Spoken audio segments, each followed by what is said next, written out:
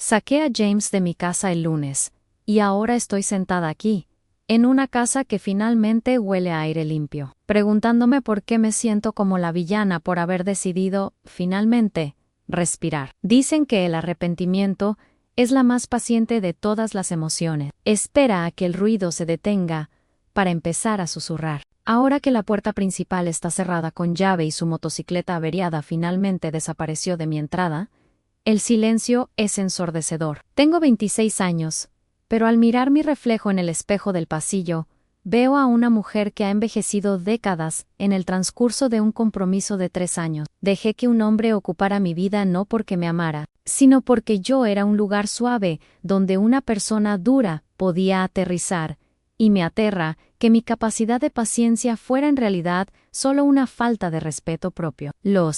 ¿Qué pasaría si están empezando a instalarse como una corriente de aire frío bajo las tablas del suelo? ¿Y si hubiera hablado antes? ¿Y si no hubiera dejado que el trauma de lo que pasó con Kevin me atara a James como un peso de plomo? Nos conocimos por accidente, en un evento mutuo donde yo era solo una cara más en la multitud. Pero el verdadero comienzo fue aquella fiesta un lunes después del evento. Kevin, un amigo en el que creía que podía confiar, nos presentó. James vivía a 4 horas al sur, una distancia que en ese momento parecía romántica. Él venía de visita, y esos primeros días estaban llenos de olor a ajo y hierbas, porque él siempre era un caballero, siempre preparándome esas comidas encantadoras y elaboradas. Para alguien como yo, que navega por el mundo a través del lente específico del autismo, esos consuelos sensoriales, el calor predecible de una cena casera,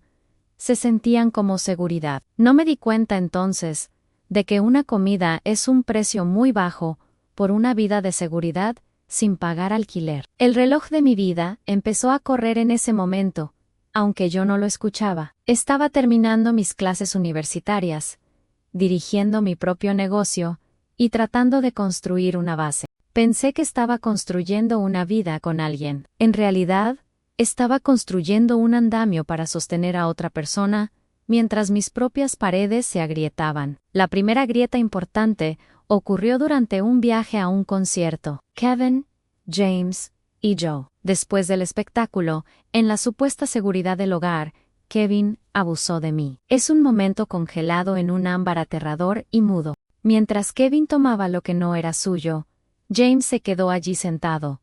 Ann no peleó.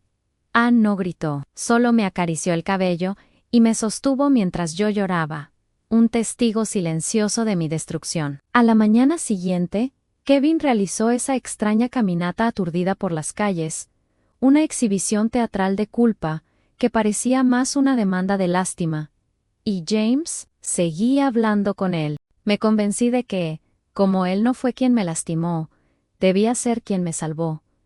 Confundí su presencia con protección. Cuando te estás ahogando, no preguntas si la persona que sostiene la balsa salvavidas es también la que le hizo agujeros al bote. Simplemente, te aferras. Ese vínculo traumático se convirtió en el pegamento de nuestra relación. No se construyó sobre sueños compartidos ni crecimiento mutuo. Se construyó sobre el hecho de que él estuvo allí cuando mi mundo se rompió, incluso si solo se limitó a observar cómo sucedía. James terminó mudándose a mi habitación de invitados. Yo no estaba lista para salir con nadie. Mi piel sentía que no me pertenecía después de lo de Kevin. Así que empezamos un acuerdo de amigos con derechos. Se sentía más seguro mantener las cosas sin definir. James era buen músculo para mi negocio, ayudando con el esfuerzo físico que yo no podía hacer sola. Pero el músculo no tenía motor. No podía mantener un trabajo por más de 8 semanas. Siempre había una razón a un mal jefe, un malentendido, un sistema que no apreciaba su forma única de trabajar. Empecé a notar las rarezas.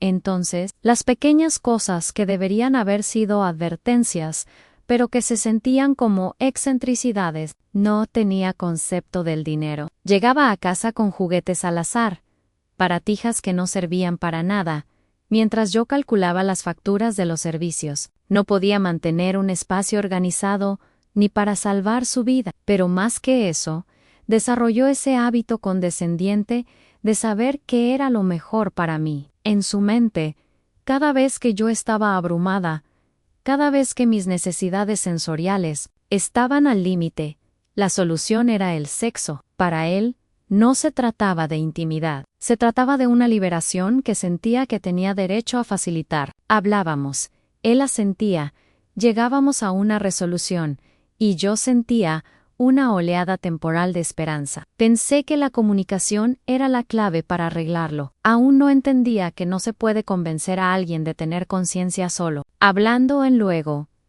Al cabo de un año, el reloj se aceleró. Mi abuela entró en cuidados paliativos en casa. Esta es la parte que más me duele recordar, porque es la parte en la que él fue casi el hombre que yo necesitaba que fuera. My entourage.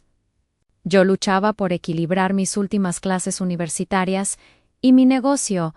James se metió en las trincheras del cuidado. La ayudaba a ir al baño, manejaba el equipo médico, la alimentaba cuando ella no podía hacerlo por sí misma. Verlo mostrar ese nivel de ternura hacia una mujer moribunda a la que yo amaba me cegó y me hizo sentir una deuda de gratitud. ¿Qué pasaría los siguientes 2 años tratando de pagar con mi propia alma? Fue durante este tiempo que me propuso matrimonio. Quería que mi abuela lo viera. Parecía una escena de película, pero mirando hacia atrás, era una trampa hecha de rosas. Ambos sabíamos que no estábamos listos para el matrimonio.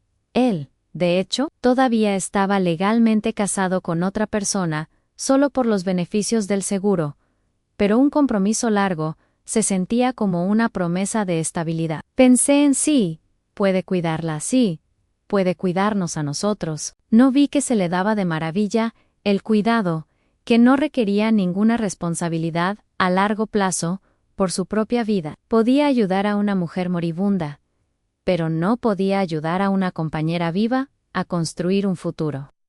ERA, Unhero, N.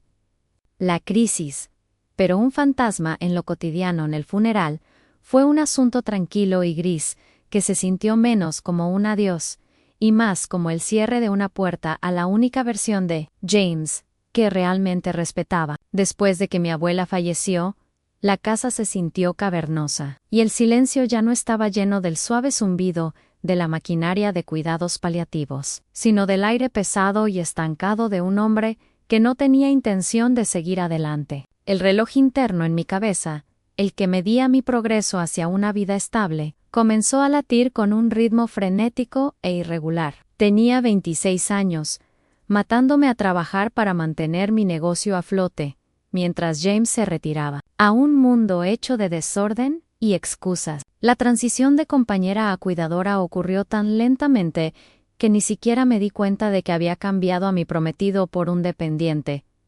Empezó con el arte, así llamaba él, a las cajas de vidrios rotos que empezó a acumular en los rincones de nuestra casa. Para cualquier observador cuerdo, era basura en restos peligrosos y afilados de una vida que él no estaba viviendo. Pero para James era Potential, pasaba horas moviendo esas cajas de una habitación a otra, sin crear nunca nada, simplemente reorganizando el desastre. Cada vez que le pedía que limpiara, me miraba con una expresión de dolor, como si mi deseo de tener un suelo despejado fuera un ataque personal a su alma.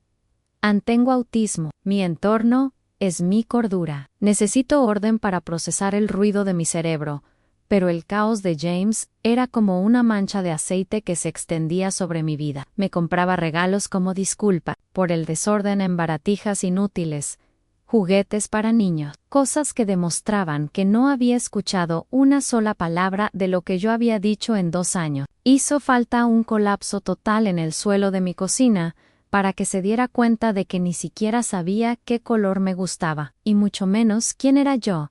Luego estaba el dinero. O mejor dicho, la falta de él. James no podía mantener un trabajo por más de 2 meses antes de que algún desaire percibido o un requisito lo llevara a renunciar o a ser despedido. Se sentaba en mi sofá, con los ojos pegados a una pantalla, mientras yo calculaba cuántas horas más tenía que trabajar para cubrir su parte de las facturas. La primera vez que realmente nos gritamos fue por mi abuelo, James. En algún intento equivocado de ayudar, inscribió a mi abuelo anciano, y en duelo, en una estafa de garantía para el hogar. Usó el nombre de mi abuelo y el dinero de mi abuelo para tomar una decisión ejecutiva sobre la que no tenía ningún derecho. Cuando lo confronté, no se disculpó. Se convirtió en la víctima. Me dijo que solo estaba tratando de ser el hombre de la casa, ignorando el hecho de que yo era quien pagaba. El techo sobre su cabeza, en la parte más insidiosa, fue la forma en que usó mi propio cuerpo contra mí. Mis necesidades sensoriales y mi historia con la comida eran cosas sobre las que yo había sido abierta, y sin embargo, él las convirtió en una herramienta de control. Insistía en ser él quien cocinara para mí. Decía que estaba orgulloso de modificar las recetas para mis necesidades. Cómo cocinar mis huevos por más tiempo, porque sabía que las texturas eran una dificultad para mí. Por entonces, empezaron los retrasos. Yo estaba sentada a la mesa, con el estómago retorcido por los dolores de hambre, mientras James se quedaba en el dormitorio. Yo preguntaba si podía simplemente hacerme un sándwich, pero él insistía, casi agresivamente, en que tenía que ser él quien lo hiciera.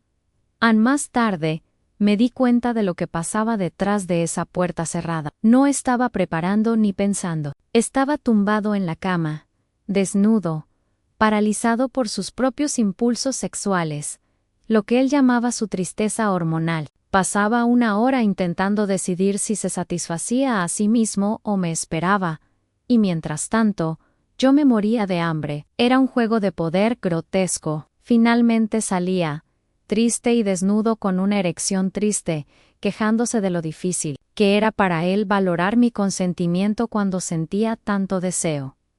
Se me ponía la piel de gallina. Me trataba como una necesidad biológica en lugar de como una persona. Cuando teníamos intimidad, estaba tan desconectado que me decía que simplemente mirara mi teléfono mientras usaba mi cuerpo para sus propios fines. Me sentía como un objeto inanimado con pulso en una noche. Intentó traspasar un límite que yo había dejado muy claro. Tengo un trauma profundo de mi adolescencia, relacionado con ciertos tipos de intimidad. Se lo dije, clara y repetidamente. Ve despacio, sé amable, escúchame por no lo hizo. Siguió presionando, tratando de forzar una conexión que yo no estaba dando. Tuve que apartar físicamente su cabeza y cerrar las piernas. Un gesto de defensa propia, que se sintió como una traición a la vida, que pensé que estábamos construyendo. Lloré esa noche. No fue un llanto suave, sino un sollozo primario y gutural, que no había sentido desde que era niña. Eso fue lo único que finalmente rompió su coraza. No mis palabras, ni mi hambre, ni mis facturas, solo mi colapso emocional total. Se ofreció a dormir en el sofá, y finalmente, por suerte, aceptó ver a un terapeuta. Pensé que ese era el punto de inflexión. Pensé que el reloj se había reiniciado y que teníamos más tiempo. No me di cuenta de que era solo el principio del fin. Durante unos meses, me permití creer en la mentira del progreso. Esa es la parte más peligrosa de una relación que agoniza en los momentos en que la persona que te ha estado drenando, de repente te ofrece un vaso de agua. James empezó la terapia, y, por un tiempo, el aire en la casa se sintió más ligero, menos cargado con el olor de su estancamiento. Llegaba a casa y hablaba de estilos de apego y necesidades no satisfechas, usando el vocabulario de la sanación para decorar las mismas viejas paredes de su inactividad. Deseaba tanto que fuera real. Estaba agotada, y la esperanza es lo único que se siente como descanso cuando estás demasiado cansada para dormir. Dejé que el reloj interno de mi cabeza se ralentizara, convenciéndome de que a los 26 años todavía tenía tiempo para arreglar esto, para convertir este acuerdo de cuidadora de nuevo en una relación de pareja. No me daba cuenta de que él no estaba cambiando, solo estaba aprendiendo mejores formas de justificar por qué no podía hacerlo. Las grietas empezaron a aparecer en la forma en que me hablaba. No eran los gritos que la gente espera en las historias. De abuso.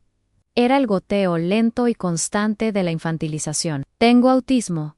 Y sí, tengo formas específicas en las que necesito que se hagan las cosas para evitar que mi mundo se descontrole. Pero James empezó a usar mi diagnóstico como una jola. Empezó a menospreciarme, bajo la apariencia de cuidarme. Cuando teníamos que hacer las maletas para un viaje o organizar los suministros del negocio, yo le daba instrucciones claras y directas. Solo necesitamos uno de estos, James. Él me miraba a los ojos, asentía, y luego empacaba 8. Cuando se lo reclamaba, me lanzaba esa mirada de lástima, como si yo fuera demasiado frágil para entender mis propias necesidades. Es algo aterrador que alguien te mire como si fueras un niño en tu propia casa, especialmente cuando eres tú quien paga la hipoteca. La tristeza hormonal tampoco se detuvo, simplemente cambió de forma. Ya no era solo en el dormitorio, empezó a filtrarse en nuestra vida social. Estábamos en casa de un amigo o en una cena, y yo podía ver el cambio en él. Se volvía hosco, silencioso y gruñón, sentado en el borde del sofá, como un adolescente, enfurruñado. Yo le preguntaba qué le pasaba, y él me susurraba que estaba pensando en eyacular, o que estaba frustrado porque no estábamos en casa. Me hacía sentir que mi presencia, en un evento social, era una barrera para su satisfacción. Empecé a evitar a nuestros amigos. Empecé a quedarme más en casa, no porque quisiera, sino porque el costo emocional de llevar a James a lugares públicos se estaba volviendo demasiado alto. Tenía 26 años y me estaba convirtiendo en una ermitaña para gestionar la incapacidad de un hombre de 29 años de controlar sus propios impulsos. Las peleas se volvieron insignificantes, afiladas y constantes. Pasábamos horas discutiendo sobre semántica, sobre la gramática de un mensaje de texto, sobre la forma en que yo redactaba una petición para que sacara la basura. Era una muerte por 1000 cortes de papel. Estaba en modo supervivencia, con mi sistema nervioso constantemente en alerta máxima, esperando el próximo momento en el que tendría que defender mi derecho a existir sin ser sexualizada o gestionada. Estaba tan sumida en la niebla que no pude ver la salida hasta que Tina cruzó la puerta. Tina era la amiga que no solo vio el desastre, sino que vio a la chica enterrada bajo él. Estábamos sentadas en mi cocina, y, por primera vez en 3 años, simplemente hablé. Le conté lo de los cristales rotos, las erecciones tristes, la forma en que me moría de hambre mientras él yacía desnudo en la cama, la forma en que había usado el dinero de mi abuelo. Esperaba que ella me ofreciera las frases de siempre, aunque las relaciones son difíciles, que deberíamos intentar más terapia. En cambio, me miró con una furia fría y clara, y dijo en Sofía, esto no es una mala racha, esto es una burbuja de abuso, y es hora de explotarla. Escuchar esa palabra, abuso, fue como si me tiraran un cubo de agua helada. Había pasado tanto tiempo intentando ser paciente y empática, debido a su pasado y sus problemas, que había olvidado que me permitía tener límites que no se movieran. El lunes fue el día en que el reloj finalmente dejó de correr y simplemente se rompió. Miré a James, lo miré de verdad, mientras estaba sentado en mi casa, rodeado de sus cajas de vidrios rotos y su ropa sucia, y me di cuenta de que ya no lo amaba. Solo estaba de luto por la mujer que solía ser antes de conocerlo. L.A. Petty. Que se fuera. No grité, no tiré cosas, solo le dije que se había acabado. Su reacción fue lo más revelador de todo. No. Lloró por mí. No me preguntó cómo podía arreglarlo. En lugar de eso, salió y empezó a arrancar las malas hierbas del jardín. Fue una exhibición tan extraña y teatral de ayuda, que llegó con semanas de retraso. Lo seguí afuera, y le dije que recogiera sus cosas. Entonces, comenzó la carrera. De repente, el hombre que no podía acordarse de sacar la basura durante un mes, estaba lavando mi ropa, limpiando la cocina y tachando frenéticamente las tareas pendientes. Era un cambio impulsado por la crisis, la prueba definitiva de que podía haber hecho estas cosas todo el tiempo. Simplemente no pensó que yo valiera el esfuerzo hasta que su vivienda estuvo en juego. Lo vi caminar en la noche, empujando su motocicleta averiada, tal como Kevin había caminado por la calle 3 años antes. El último mensaje que envió, no, fue una disculpa.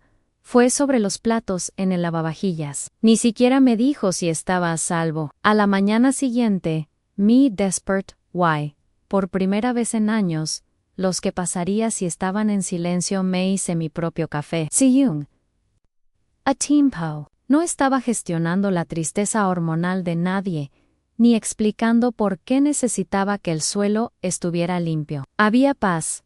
Y esa paz se sentía como un pecado. Me sentía culpable por lo bien que se sentía estar sola. Pero entonces, 2 días después, volvió. Y fue entonces cuando me di cuenta de que la versión buena de James nunca iba a volver. Porque en realidad, nunca existió en 2 días de silencio. Son algo peligroso. Es tiempo suficiente para que el cerebro comience a reescribir la historia, para filtrar el hedor de la acumulación y reemplazarlo con el recuerdo de la forma en que solía sostenerme. Pero el miércoles, el silencio se hizo añicos. Escuché el traqueteo familiar de mi propio auto en la entrada. James había vuelto, pero no para disculparse, ni para pedir una segunda oportunidad para nosotros. Había venido con una suposición que me heló la sangre. Antes de entrar para mirarme a los ojos, ya había llenado mi auto con sus maletas. Pensaba llevarse mi vehículo, el que yo pagué, para ir a trabajar en mi negocio, el que yo construí. Su derecho era tan natural, tan arraigado, que ni siquiera pensó que debía preguntar. Todavía me veía como un recurso, una utilidad para ser usada, más que como una persona a la que había destrozado Anne cuando salí, y lo confronté por su audacia. La máscara de caballero finalmente se desmoronó para siempre. La historia de lástima comenzó de inmediato. Sequero Ali, pareciendo más pequeño de lo que recordaba, lanzando un monólogo ensayado sobre su devastación. Me dijo cuánta razón tenía yo, cómo estaba conmocionado al darse cuenta de cuánto me había lastimado. Pero luego, metió la mano en el bolsillo de su sudadera y sacó el arma que había estado afilando durante las últimas 48 horas, el lenguaje terapéutico. Empezó a hablar de su estilo de apego, explicando su negligencia, su acumulación y su coerción sexual como si fueran simples síntomas de una condición psicológica sobre la que no tenía control. Era un escudo, una forma de decir hice estas cosas, puro, no fui, yo, fumi, trauma. Luego, vino la nota. Me dijo que se había quedado despierto hasta las 3 de la mañana escribiendo sus pensamientos, y me la extendió como una ofrenda de paz. No la tomé, así que la leyó. Me dijo cuánto le disgustaba que yo sugiriera que estaba intentando convertirme en su mamita. Esto, dicho por un hombre que había pasado los últimos 2 años dependiendo de mí para comer, tener techo y regular sus emociones. Todo, mientras albergaba un fetiche centrado precisamente en la dinámica que decía encontrar repulsiva. La ironía era un trago amargo. No lo dejé terminar. Lo miré y le pregunté: ¿de dónde crees que sacaste ese estilo de apego, James? ¿Y quién te dio el derecho de hacer de tu trauma mi trabajo de tiempo completo? Intentó cambiar de tema. Intentó decirme cuánto yo lo había herido a él con mi frialdad durante la ruptura. Sentí que algo se rompía dentro de mí. No fue un estallido violento, sino una fractura limpia y fría. Le dije: siento mucho que mi respuesta al trauma haya herido tus sentimientos. Estuve en modo supervivencia durante 3 años. James no estaba pensando en cómo comportarme de forma lógica o educada, mientras me preocupaba constantemente por si me volverían a agredir en mi propia cama. Eso lo calló. Entonces apareció la agresión pasiva, ese silencio pesado y sofocante que usaba cada vez que no podía ganar una discusión. Y entonces, como un ángel de misericordia con una pila de cajas de cartón. Apareció Tina. Las siguientes 4 horas fueron un descenso a una realidad en la que había estado viviendo, pero que me negaba a ver de verdad. Tina no dejó que él me hablara. Cada vez que intentaba colar un comentario pasivo-agresivo, sabrá lo difícil que era esto para él. Ella estaba allí con un rollo de cinta de embalar y una orden tajante de que siguiera moviéndose. Entramos. En la habitación de invitados, el lugar donde vivía su acumulación. Al desarmar las cajas de vidrios rotos, el olor nos golpeó en una mezcla de aire viciado, polvo y algo dulce y podrido. Encontramos cosas que yo no sabía que estaban allí. Debajo de la cama, escondida como un secreto macabro, había una bolsa con dientes podridos y ensangrentados, junto a un juguete sexual desechado. Era la manifestación física de su mundo interno: negligencia, decadencia y una obsesión con lo físico. Encontramos al menos 5 arañas en las esquinas de esa habitación, 2 de ellas viudas negras. Yo había estado durmiendo a pocos metros de criaturas venenosas, porque él se negaba a dejarme limpiar su espacio. No era solo desorden. Era un riesgo biológico. Era un cementerio de cosas que podría usar y responsabilidades que había. Anarado. Mientras Tina sacaba la última bolsa de basura a la acera, James pasó su última hora intentando frenéticamente arreglar su motocicleta. Nunca colocó nada con intención en su vida. Vivía en un estado perpetuo de después, pero al irse, se aseguró de hacer una última cosa con precisión quirúrgica. Dejó mi anillo de compromiso perfectamente visible en su caja sobre la encimera, inclinado para que fuera lo primero que viera al volver a la cocina. Quería que esa imagen quemara. Quería que viera la familia que no íbamos a tener, y que sintiera el peso de ello después de que empujó esa motocicleta por la entrada y desapareció. Me senté en el suelo de esa habitación vacía y fregada. Sentí un dolor hueco en el pecho por la versión del futuro que había atesorado en aquella en la que James mejoraba, en la que teníamos una casa llena de niños en lugar de vidrios rotos, en la que yo no era la madre de un hombre adulto. Me sentí mal, porque no tenía trabajo, ni ahorros, ni un lugar propio. Pero luego recordé los mensajes que había visto de nuestros amigos comunes.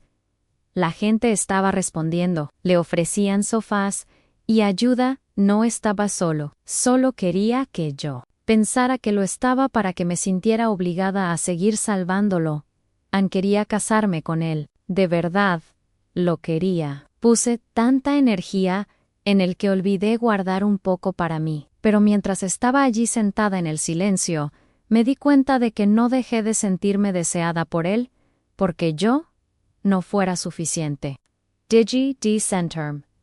Deseada porque me había convertido en un mueble en su vida, algo estable en lo que podía apoyarse mientras se miraba al espejo. Podría haber hablado de esto 1000 veces más, pero no se puede razonar con alguien que solo te escucha cuando estás gritando de dolor. Tengo 26 años, tengo mi negocio, mi café y una casa que ya no contiene viudas negras ni bolsas de dientes. Los que pasaría si todavía me visitan por la noche, pero cada vez son más silenciosos. Estoy aprendiendo que la paz no es la ausencia de lucha, es la ausencia de alguien que hace que la lucha parezca culpa tuya. Si estuvieras en mi lugar, en una habitación llena de cristales rotos, y te dieras cuenta de que eres la única que intenta recoger los pedazos, ¿te habrías quedado un día más? ¿O te habrías ido mucho antes?